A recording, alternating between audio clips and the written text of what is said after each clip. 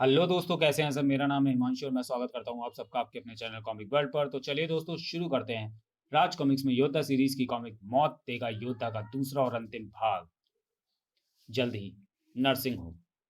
नहीं नहीं, कह दीजिए डॉक्टर साहब, आपने अभी जो कहा वह झूठ है, झूठ है। मैं सच और झूठ बोलने वाला कौन होता हूँ? आपकी बहन की हालत देखकर तो कोई बच्चा भी बता सकता है कि ये ड्रग एडिक्ट है। उफ, उफ, मेरी बहन कानून की रक्षक, मैडम एक्स की बहन ड्रग एडिक्ट। उफ। पीड़ा से तड़पती स्नेहा को देखकर तड़प उठी मैडम एक्स भी। डॉक्टर साहब, इसकी पीड़ा को दूर कीजिए, बंद कीजिए मेरी प्यारी बहन का तड़पना, नहीं तो मैं इसकी हालत देखकर पागल हो जाऊंगी। डॉक्टर ने तुरंत ही एक तेज बेहोशी का इंजेक्शन देकर स्नेहा को बेहोश कर दिया। बेहोश करके मैंने आपकी बहन का तड़पना तो दूर कर दिया मैडम, लेकिन कुछ ही देर में ये होश में आकर फिर तड़पने लग जाएगी और मुझे इसे फिर बेहोश करना पड़ेगा। मुझे अफसोस है, मैं ऐसा बार बार नहीं कर सकता। आप ऐसा करते ही क्यों?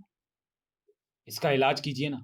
सॉरी मैडम, इस हालत में इसका इलाज करना मेरे या किसी भी डॉक्टर के वश में नहीं है, क्योंकि यह एक विशेष प्रकार के ड्रग्स की आदी हो चुकी है। ऐसे ड्रग्स की जिसका प्रयोजन अभी विश्व में बहुत ही थोड़े रूप से हुआ है। उस ड्रग्स के आदी को जब तक वह नहीं मिल जाता, तब तक वह तड़पता ही रहता है।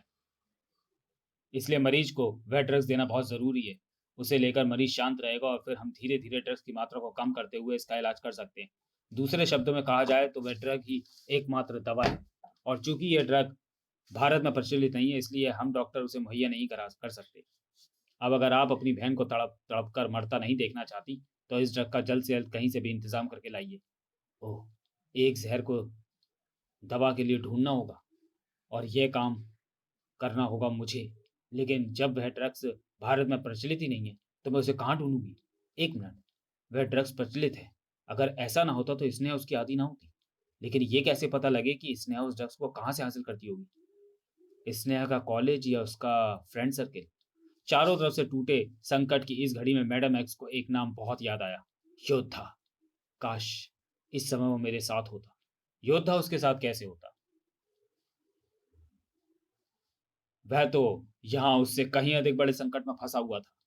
ओह! हमारे चारों तरफ मौजूद चट्टानें, खंड शनैः-शनैः पत्थर के भयंकर प्राणियों में बदलते जा रहे हैं, और शनैः-शनैः मतलब धीरे-धीरे। और अब तो ये हमारी तरफ आक्रमण करने के लिए बढ़ रहे हैं। हमें तुरंत ही संभलना चाहिए। दूसरे ही क्षण योद्धा न सिर्फ संभला, बल्कि आओ दुष्टों, हम पर आक्रमण करने की सोच का उचित दंड देंगे हम तुम्हें। आओ! योद्धा कुछ देर तक तो उन प्राणियों पर अपने ढकवान का कहर बरसाता रहा।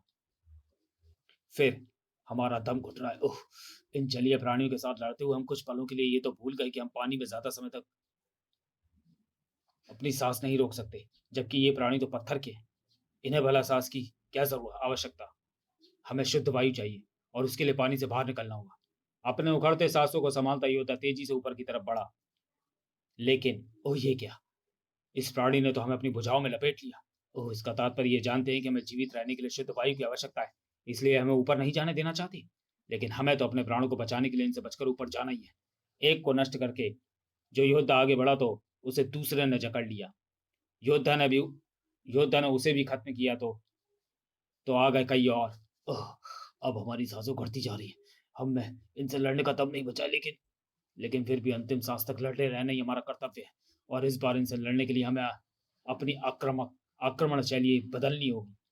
दूसरे ही क्षण योद्धा ढकमान के साथ चकरगिन्नी की भांति घूमता चला गया। परिणाम, सभी प्राणी छोटे-छोटे टुकड़ों में बँटते चले गए थे। लेकिन पत्थरों के उन छोटे-छोटे टुकड़ों से स्वयं को व्यवस्थित करते योद्धा को बहुत बड़ा नुकसान हुआ। उह! वे ढेर के रूप में उसके ऊपर गिरने लगे, और संभलने से पहले ही योद्धा पत्थरों के उस ढेर के नीचे दबता चला गया। इसी के साथ कालदेव का हलक ठहाके उबालता चला गया। एक तो योद्धा वैसे ही पानी के नीचे सांस ना ले पाने की वजह से बेहाल है, और ऊपर से पत्थरों ने उसे अपने नीचे दबा लिया। अब कहाँ बचेगा? अब कहाँ बचेगा योद्धा? अरे! ये क्या? ये कौन पहुंचा योद्धा की मदद को? नवेली? ओह नहीं! सचमुच नवेली ही तो थी वो। अपने तिलिस्मी दर्द पर अगर मैं तुम्हें हर समय देख ना रही होती योद्धा, तो मैंने आज तुम्हें खो दिया था। अपनी शक्ति से उसने पत्थरों के ढेर को उड़ाकर उसके नीचे पड़े योद्धा को अपनी भुजाओं में उठाया, और मुझे तुरंत योद्धा को लेकर ऊपर पहुंचना होगा, अन्यथा इसका धीमे-धीमे धड़कता दिल किसी भी समय धड़कना छोड़कर इसे मृत्यु की गोद में पहुंचा सकता है। छपाक! तूफान की गति से योद्धा को पानी से बाहर लाकर पहुंची नवेली। नवेली ने बचा लिए उसके प्राण। ताज़ी हवा ने योद्धा की उखड़ती सांसों को वापस लौटाने में ज़्यादा देर नहीं लगाई। ह हम कहाँ हैं? पानी के नीचे से हमें कौन बाहर निकाल कर लाया? मैं। देवी नवेली जी आप? हाँ, महान योद्धा। ठीक समय पर आपकी मदद को पहुँचकर मैंने ही आपको बचाया है। और मैंने ऐसा क्यों किया इसका स्पष्ट कारण मैं आपको बता देती हूँ। मैं आपसे प्रेम करने लगी हूँ, ऐ महान योद्धा। हाँ? योद्धा हैरत से देखता रह गया। उसे जिसके सुंदर व कोमल चेहरे पर इस समय चट्टान सी कठोरता स्पष्ट दिखाई दे रही थी। फिर योद्धा ने जब नवेली को वापस लौटाना चाहा तो, नहीं है महान योद्धा, अब तो मेरा जीना मरना आपके ही संग है। काल चक्रव्यूह में मैं आपके साथ कदम कदम कदम से कदम मिलाकर चलूंगी। अब तो आपके लाख चाहने पर भी मैं पीछे नहीं हटूंगी। नवेली के दृढ़ निश्चय को देखते हुए योद्धा ने फिर उसे वापस लौटने को नहीं कहा और उसे अपने साथ लेकर आगे बढ़ने लगा। मूर्ख है नवेली, जो हमसे प्रेम करने लगी है। जानती नहीं हमारे शब्दकोश में प्रेम नाम का अक्षर ही नहीं है, लेकिन हम इस बात को अपने मुंह से कहकर इसी भावनाओं को ठेस नहीं पहुंचाएंगे।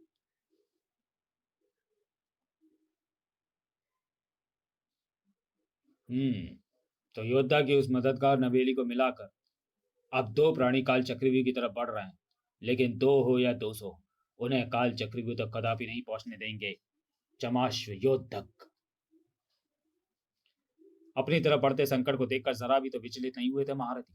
चमाश्व युद्धक, इनका अंतिम समय न हमारे पास तक खींच कर ला रहा है। चमाश्व योद्धाओं के उस संयुक्त वार को बेकार कर दिया योद्धा ने। यह हमारा नियम है कि हम पहला वार करने का अवसर शत्रु को ही देते हैं। यह अवसर हमने तुम्हें भी दिया। साह, ठाक, अब बारी है हमारी और मेरी।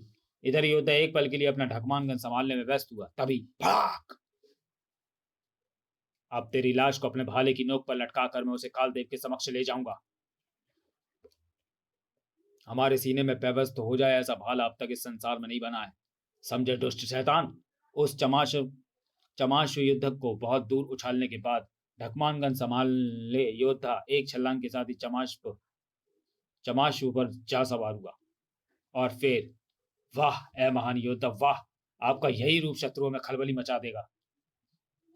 खलबली तो ऐसी मची कि एक भी दुश्मन पल भर न ठहर पाया उस महाबली के सामने। था था नारियल की तरह नीचे टपके युद्धकों को नवेली ने संभाला। भक समाप्त हुआ यह युद्ध भी। हाँ, लेकिन अभी हमारा निश्चित होने का समय नहीं आया, निश्चिंत होने का समय नहीं आया, क्योंकि कभी भी कोई भी संकट आ खड़ा हो सकता है हमारे सामने। और ये क्या, ये विचित्र यान सा कैसा उतरा? एकाएक ठीक योद्धा और नवेली के सामने उतरा हुआ विचित्र यान यान नहीं रहा। अद्भुत ढंग से पिघल कर उसने उन भयंकर भयंकर आकृतियों का रूप ले लिया, जिसे देखकर योद्धा व नवेली के रोंगटे भी खड़े हो गए। उफ, लावे से बने ये भयंकर प्राणी, ये हमारे लिए बहुत घातक साबित होंगे, इसलिए इन्हें तुरंत ही समाप्त करने का प्रयत्न कीजिए। नवेली के साथ साथ योद्धा भी तुरंत सक्रिय हो उठा। योद्धा और नवेली के एक एक बारों ने कई कई लावा प्राणियों को नष्ट किया। कुछ ही पलों में दोनों के प्रयासों से धरा के सीने पर पड़े नजर आ रहे थे सभी लावा प्राणियों के अंग। लेकिन आश्चर्य, घोर आश्चर्य, एक नए रूप में लावा प्राणी फिर योद्धा और नवेली के सामने खड़े थे। उफ, उह, सकते की सी हालत में खड़े लावा प्राणियों को देखते योद्धा और नवेली उस समय मानो सोते से जागे, जब लावा प्राणियों ने उनकी तरफ कदम बढ़ा दिए। अपने तक पहुंचने से इन्हें रोकिए महाबली। दोनों जुट गए, लेकिन उफ, ये तो रुक ही नहीं रहे। हम जितना तेजी से इन्हें समाप्त करते जा रहे हैं, उतनी तेजी से ये नया रूप धारण करके हमारे सामने आ खड़े होते हैं। धीरे धीरे तंग होता जा रहा था लावा प्राणियों का शिकंजा, और इसी बात ने योद्धा को चिंतित कर दिया। लावा प्राणियों के आगे बढ़ने की गति अगर यही रही तो वह समय अधिक दूर नहीं जब ये हमें अपनी पकड़ में लेकर हमें पिघला देंगे। लेकिन हम इनसे स्वयं को बचाने के लिए करें भी तो क्या? अचानक हथौड़े की भांति योद्धा के मस्तक से टकराया वह विचार, अग्नि। इन लावा प्राणियों को दोबारा रूप लेने से केवल अग्नि ही रोक सकती है, क्योंकि जब तक अग्नि धधकती रहेगी ये पिघलते रहेंगे। इन्हें अग्नि में डालना ही ठीक होगा। और इस स्थान पर अग्नि उत्पन्न करने का सबसे अच्छा साधन है वह सामने सूखे पेड़ों का झुंड, जो नवेली की अग्नि किरणों से तुरंत ही धधक उठेंगे। योद्धा ने अपना सोचा हुआ जो नवेली को बताया तो उसने उसे अंजाम देने में एक पल का भी समय नहीं गंवाया। धधका दिया उसने अपनी अग्नि किरणों से सूखे पेड़ों का वह झुंड। अब इन लावा प्राणियों को उस अग्नि में फेंकने का प्रयत्न कीजिए। था, ठीक है। आशा है योद्धा की सोची योजना एकदम कारगर सिद्ध होगी शीघ्र ही। उफ, मैं तो समझी थी कि चूंकि हम लावा प्राणियों को किसी तरह भी समाप्त नहीं कर सकते, इसलिए हमारा अंत निश्चित है। लेकिन आपके प्रयासों ने दिखा दिया कि युद्ध जैसा भी हो, अगर लड़ने वाला अपने अंतिम सांस तक साहस, बुद्धि और संयम का दामन न छोड़े, तो विजय सदा उसके कदम चूमती है। आप धन्य हैं महान योद्धा।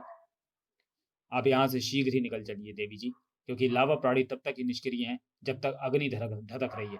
जैसे ही अग्नि ठंडी पड़ेगी, वे सक्रिय हो उठेंगे, और ऐसा हो उससे पहले ही हमें उनकी पहुंच से बहुत दूर निकल जाना है। आप ठीक कह रहे हैं महान योद्धा, आइए चलें। नवेली ने योद्धा का हाथ थाम लिया और तेजी से उसके साथ उसकी मंजिल की तरफ बढ़ गई। समाप्त। तो चलिए दोस्तों, वीडियो को यहीं समाप्त करते हैं और मिलते हैं योद्धा सीरीज की अगली कॉमिक माँ कसम में। तब तक के लिए धन्यवाद।